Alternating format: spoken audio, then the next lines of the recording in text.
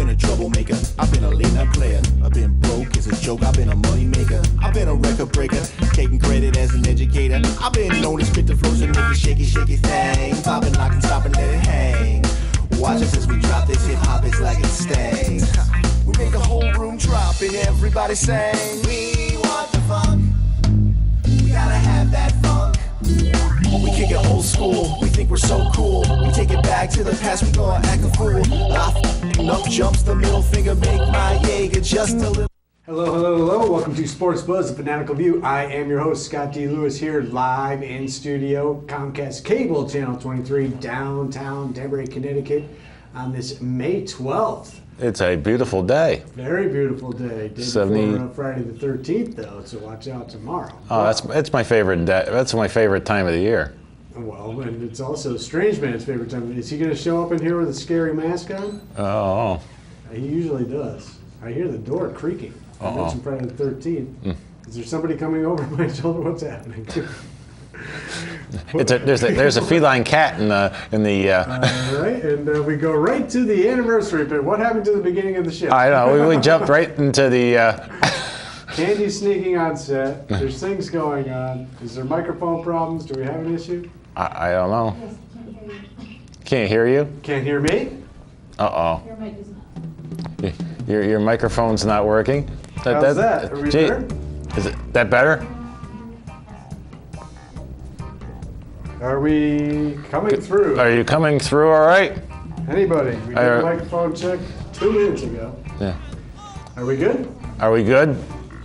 Can you hear Scott all right? No? Hold on. Uh-oh. So Scott, I guess I gotta do the... how's this microphone?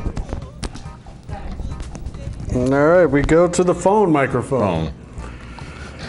How's that? Is that working? Yeah, that's working. Right. Hello, hello, hello. Welcome to Sports Buzz, Fanatical View. I am your host, Scott D. Lewis, here live in studio, Comcast Cable Channel 23, downtown Danbury, Connecticut, on this May 12th.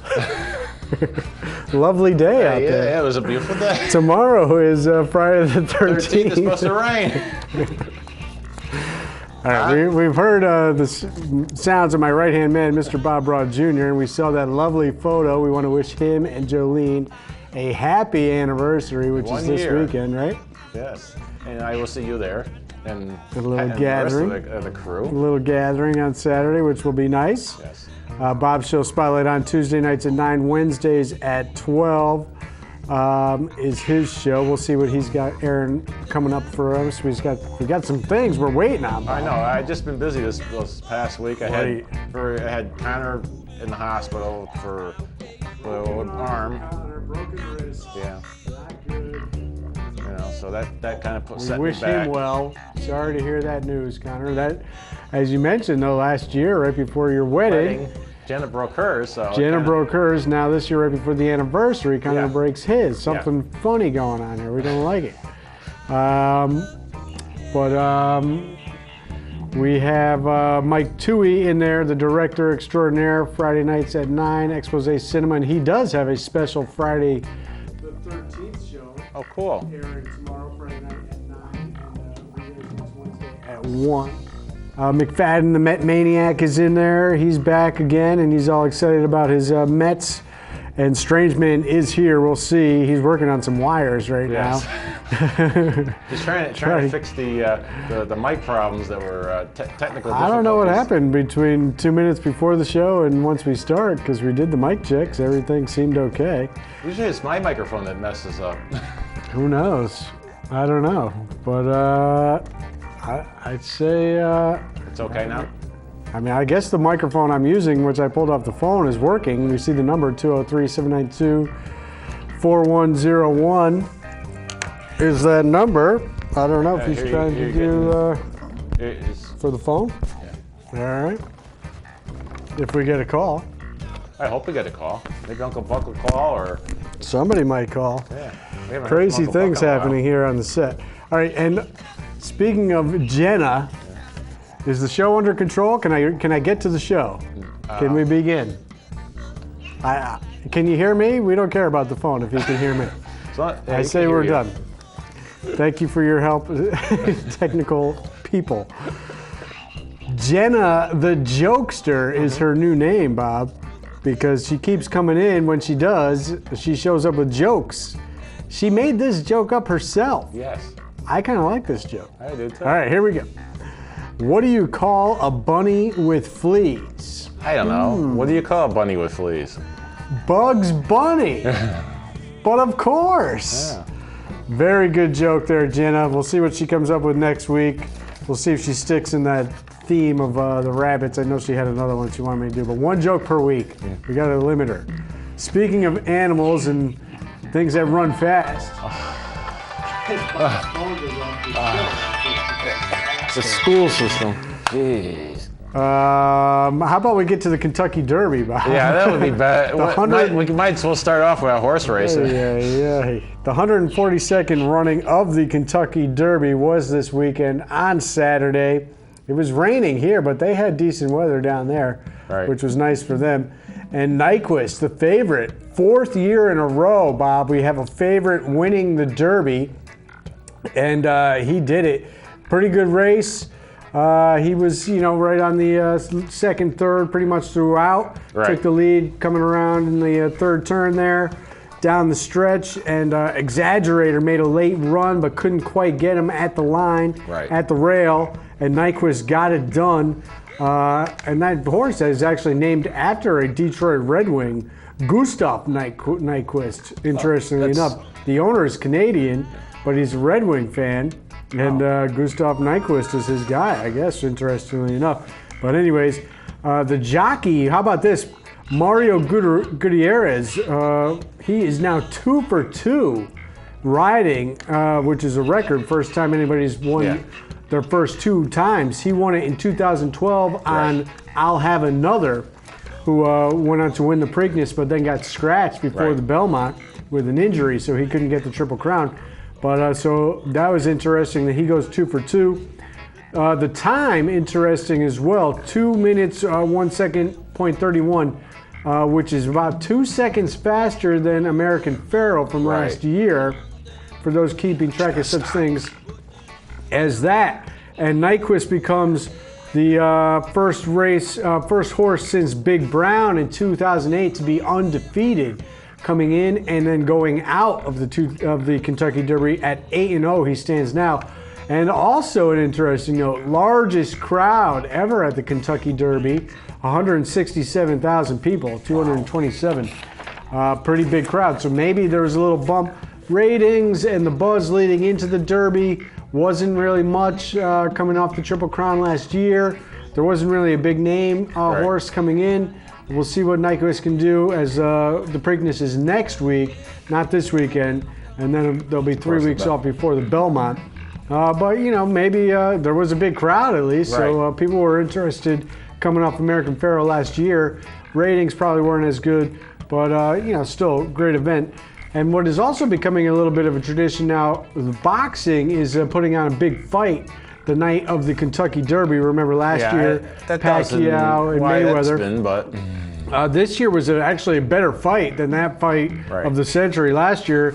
Canelo Alvarez versus Amir Khan. There was a buzz leading into this fight. People did want to see this fight, and it was a good fight through 5-6 rounds. And then Canelo Alvarez went KO on Amir Khan, the British fighter. Knocked him out cold, Bob. Really? He was out like a light, just on the ground, and there we see it. Done. So he KO'd him in the 6th round. It was a good fight back and forth.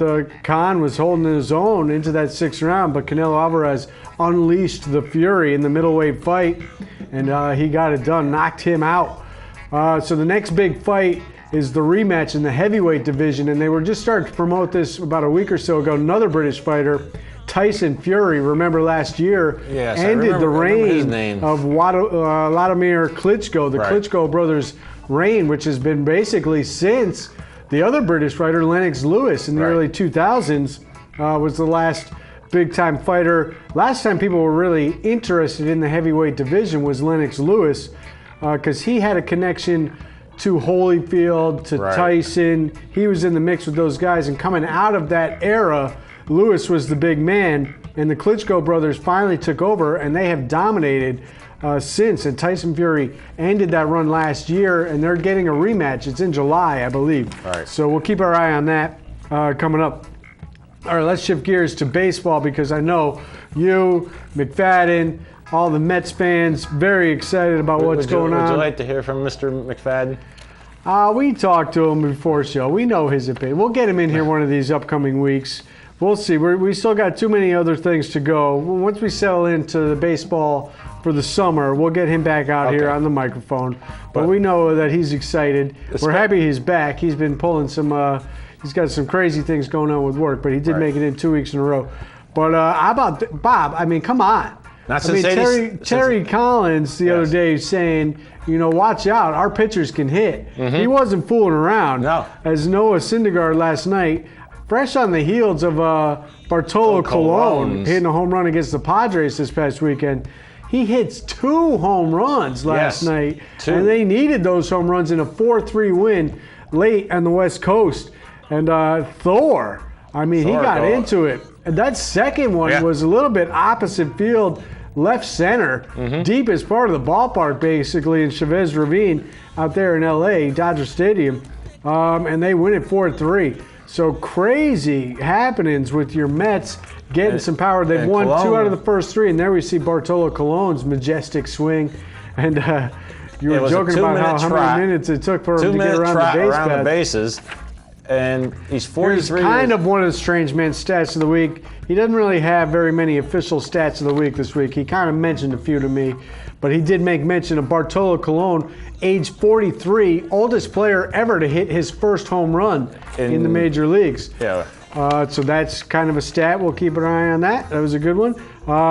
They lost those first 2 games to the Padres in a 4-game set. What is with the deal? They go 4 games in San Diego and 4 in LA. Yeah. That does not happen that often on road trips. Very seldom does that happen. And they're going to the Rockies, so this is a long road trip for them. But they did bounce back with 2 out of the first 3, but they're playing tonight against LA again, right? So they got the 4th game. I thought it was interesting. A lot of times we talk about kind of bouncing back and forth here because we'll get to the NBA in a little bit. But Steph Curry, son of a famous player, Del Curry, and we talk about the Warriors and the Splash Brothers, Klay Thompson. We don't make mention of Klay Thompson's other brother and the fact that both of those two are sons of another former NBA player, Michael Thompson. But you guys got to see Trey Thompson? Trey Thompson. Hit the game-winning walk-off home run for the Dodgers the other night. So the brothers Thompson doing things in the professional ranks. So more former players with their sons doing things in the professional ranks. So that was interesting, I thought, as he hit that home run in the 3-2 win. But, so the Mets obviously playing well, 21-12. They move ahead of the Nats, who are a half a game behind. And the Nats had a bit of a bad weekend in Chicago. How about the Cubs, Bob? They did fall flat yesterday, losing a doubleheader to the Padres after the Padres took 2 out of 4 against the Mets. Padres showing a little life. But the Cubs, unbelievable. They sweep the Pirates, and then they follow that up with a 4-game sweep of the Nationals. Crazy stuff going on for the Cubbies. They did lose that doubleheader. They still have the best record in baseball at 25-8, but your Mets in first place, half game up on the Nationals, who have recovered from that sweep to take 2 out of 3 from the Tigers. And how about yesterday, Bob? Matt Scherzer ties the record for most strikeouts in a game with 20. 20 strikeouts. Roger the Rocket did it twice. He did it the first time on Patriots Day, a game that not many people were in attendance for, which was always kind of the interesting side story to that. The Celtics were in the midst of a run during the 80s, winning 3 national titles in the NBA. They had a game that night. The Patriots Day game was going on in the afternoon. Not that many people. It wasn't a sold-out game. No. And Roger went out there and set the record for 20 strikeouts. Who else tied that? Randy Johnson, maybe? Yeah, I think Who's Randy. the other guy who's got 20? Maybe somebody in the studio there can go to work for us. Maybe Strangeman or McFadden can get that for us. See, because I know somebody else had it besides Roger. and now Scherzer gets it last night with 20. That's a pretty impressive statistical. Wasn't Olerud, was it? Or, No, I'm not sure. It was one of the big pitchers. Or I don't know. not Hershiser. It might have been Hershiser, maybe. Hershiser went 46 innings? Well, he's got the shutout streak. Huh? Randy Johnson. It was Randy Johnson, right? All right, so Randy Johnson. Speaking of the Dodgers, though, as we look at some of the standings, 17-17. Yeah. Giants in first place out west at 18-18. We know the Cubs with the best record, obviously, in first place in the Central. Pirates behind them at 18-15. Losing that sweep didn't help them. Cardinals 18-16. So, I mean, how do you guys feel? Obviously, pretty good about what your Mets are doing. Pitching, starting to hit. In '86, all the Mets pitchers could hit. Now you got the same thing going on. Yeah. They put down the bunt. Now they're hitting some long balls, which I don't think you can count on that on a regular, but their pitchers do get involved, so that's a good thing. Things are pretty good for your Mets, who won in the National League last year, went to the World Series. The Cubs, obviously, best team in baseball right now, but your Mets swept them last year in the postseason. So I think you guys got to be feeling pretty good. When do they get to play the Cubbies? I know you got the Nationals coming. You play the Nationals when you get back from this road trip, I think, right? I think we play the Cubs later in the season. That's going to be interesting when that happens. Sometime I think it's in June. I'm not sure. We'll see. But there we see the Cubs had a good time as they finished off the Nats in that sweep. And how about Bryce Harper getting suspended for a game? Oh, yeah. Losing his mind in the game against the Tigers the other night. And I see Strasburg got another 7-year extension, which was a big surprise. The Orchid, they like to call him down there, because he needs the conditions to be sunny and 70. Off of Tommy John surgery too, so he's been pitching well. Yeah. He does like the nice weather. Everybody down in D.C. Thought that he was going to head back. He would let his contract run out and probably go back to California somewhere, or maybe Arizona in the warmer climates, because he does not like the cold weather. But he re-upped, which was a big surprise. So that was a good move for them, and that can maybe get them into the mindset of re-signing Harper before he gets to become a free agent, because everybody thinks he's going to end up in pinstripes someday. But maybe they keep that whole thing together down there. He might end up Met Blue. You never know. Hey, you never know. I don't think the Nationals would let him go in the division.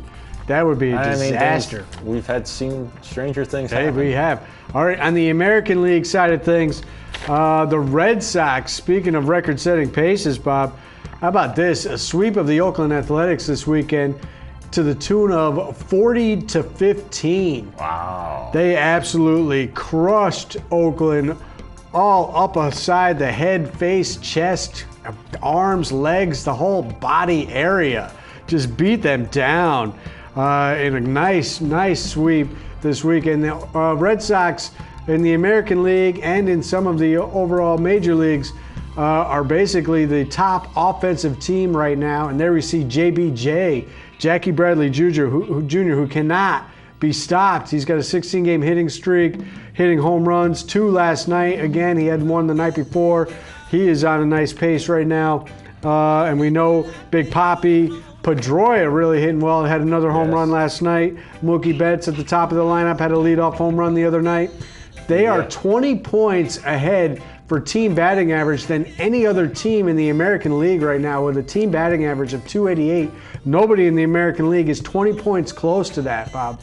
So they are up and down the lineup. Travis Shaw doing well. Hanley Ramirez, no problems with him making that transition to first place. He's doing well, and the pitching has been much better, except for David Price. The game the other night was great for pitching. Almost no-hitter. Well, it was not not almost a no-no, but it was almost a shutout. Wow. The knuckleballer Stephen Wright, he's got jokes and he's got a knuckleballer. He 1 out away from a shutout, which would have been the first shutout for a Red Sox pitcher against the Yankees since I think it was 2009. John Lester had done it, and he went away from the knuckleball. He threw a fastball, tried to get it by Gardner, and Gardy hit one it over the out. Fence. Yankees did take 2 out of 3 from the Red Sox in the Bronx. A little help from the umpire in that disgrace of a game on Friday night. The stat tracker had him missing 37 strikes in this game, Bob. That's pretty bad. And usually, you know, when you see a player argue big time, everybody make a big deal, and you hear the headlines, you know, somebody got squeezed. Right. You go back, you look at the replay, you think it could have gone either way. Right. It was close. In this case, Bob, It wasn't unbelievable. The catcher literally caught the ball off the ground in the right-hand batter's box on what should have been ball 4, which would have tied the game in the 9th inning. And he calls that a ball to make it 3-2 count. Then he backs that up after he tosses John Farrell, who comes out and argues and keeps Big Papi in the game. He backs that up by calling strike 3 on a ball that was low and away, never in the strikeout. Then he has the audacity after the game to go to the pool reporters and say, I had that third strike straight down the middle. Right. He's the only guy who had it because everybody on TV, everybody watching, everybody at Yankee Stadium, everybody knew that both those pitches were way out of the strike zone, never in the strike zone. I know. And that could have tied the game up. But Instead, that gives the win to the Yankees, who end up, after David Price blows up. Speaking of disgraceful performances, I got news for David Price. He's back home tonight, and if he does not pitch well, the Red Sox fans will boo. Mark my words, this evening. The honeymoon is over for David Price. He'll get the Bronx cheer. I was calling for them to send him to the minors as I was stuck in a traffic jam in my car in the rain Saturday, listening to him blow up in the Bronx, ready for them to just pull him and send him straight to the minors with the way he's going. Something's got to be done with him. But anyways, Red Sox 21-13, a half game up on, well, I guess one game up on the Orioles at 20-12. And the Jays behind them at 18-18. The Yankees sitting at 13-19. They did take 2 out of 3 from Kansas City, 2 out of 3 from Boston, so they did right their ship after that 6-game but last losing night's game streak. was terrible. So maybe we'll see what happens with them. But, you know, Ellsbury's out, Teixeira's out, A-Rod's out, CC's out. Yeah. They got their issues. The Chi Sox at 23-12, still ahead of the Red Sox. The Tribe behind them at 16-15. Detroit, what is going on with them? Getting struck out yesterday 20 times by the Nationals and Scherzer, their former pitcher, by the way. They're 15-18. And Kansas City, 16-17, Bob. So the defending champs not great. They're in a 4-11 stretch. Yeah. Seattle out west, 21-13. So the Red Sox, the Chi Sox, and Seattle really with the best records in the American League right now. Texas behind them at 20-15, and everybody's darling last year, Houston, 14-21. Now we got to talk about basketball. NBA action. I know when I came in, you said, what's going on with Bron, and I told you I didn't even have any pictures of him because who cares what's going on. They're sitting around waiting for the winner of the Toronto-Miami series. Toronto gets a big win in Game 5 last night to go up 3-2 on Miami. All right, the real story out of this series, Bob. Speaking of disgraceful, I mean, we've seen D. Wade before do despicable things on and off the court. He's a dirty player. He's taking shots at other players. This time he stooped to a new low, Bob. Yes. Playing Toronto, they play both anthems when Toronto or any team from north of the border's in town. And you're supposed to stand and be quiet. When there is an anthem of any kind being played, what do, Bob? You stand at attention. And do not, So what did Dwayne Wade during the O Canada national anthem the other night in Miami? Baskets. He's shooting warm-up baskets. There's a girl out there singing it. Probably her only time in front of a national audience like that, which, let alone the fact that it's an anthem and you just got to stop what you're doing and stand at attention. And so afterwards he said, if people think I was trying to disrespect Canada, you don't know Dwayne Wade.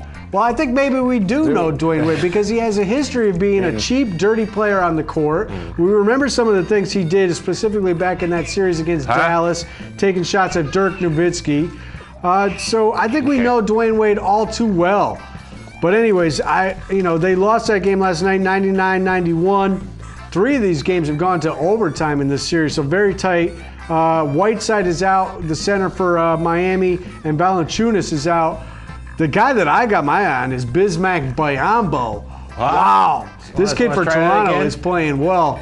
He had a sequence last night with a follow-up rebound, put-back jam, a huge rejection on the other end on Wade, and then a fast break coming back the other way, two-handed jam in transition. Bismack Biyombo is my new favorite player, and he was pulling the Usain Bolt after the dunk. Oh, yeah? I don't know if he's Jamaican or not, but he was doing that. Wow. That was pretty... And he was overjoyed with the sequence, and they did get the win. Warriors finish off the Blazers. How about this, Bob? What? Steph Curry comes back from injury and goes for 41, sets a record for 17 in overtime in Portland in Game 4 to put them up 3-1. And then they get the win last night, 125-121 to finish off. Oklahoma City is up 3-2 on the Spurs. That game is tonight, I believe. Game 6, crucial for the Spurs. We'll see. How about this for a stat? Elimination games under Popovich. Spurs, 2-10. Wow. Not so good. Stats of the week. Penguins finished off the Capitals in a crazy game. 3-0, they were up. Capitals tied it, forced overtime at 3-3, but then the Capitals choked like dogs like they usually do. How about this for a stat? All-time Penguins versus Capitals, 9 series. What do you think the record is in that, Bob? 8-1. Penguins over the Capitals, all-time in series. And St. Louis crushed Dallas last night, 6-1 in Game 7. We'll see if we get a better Game 7 tonight in San Jose after Nashville forced Game 7 in Nashville. The Predators looking to, upend my Jumbo Joe and San Jose Sharks, who always find some way to lose. I think San Jose is going to come through, and we're going to see San Jose versus St. Louis in the Western Conference Finals. But the Predators have played tough. I mean, they knocked off Anaheim. Maybe they can knock off San Jose. What's that? I missed what you said there, Bob. I said, hopefully we can find somebody and knock the Penguins off. That's all. Well, nobody wanted to talk about Tampa Bay. They are the defending Eastern Conference champions. They crushed the Islanders. They couldn't handle them. They beat them 4-1 in the deciding Game 5. Right. There were those 2 overtime games in in Brooklyn. And I can hear Jenna screaming through the headset. She says, time to wave bye-bye. That's it. That's all. All right, we'll back live next week. Hopefully no technical difficulties. I don't know what happened, but something happened. We'll see you then. Take care.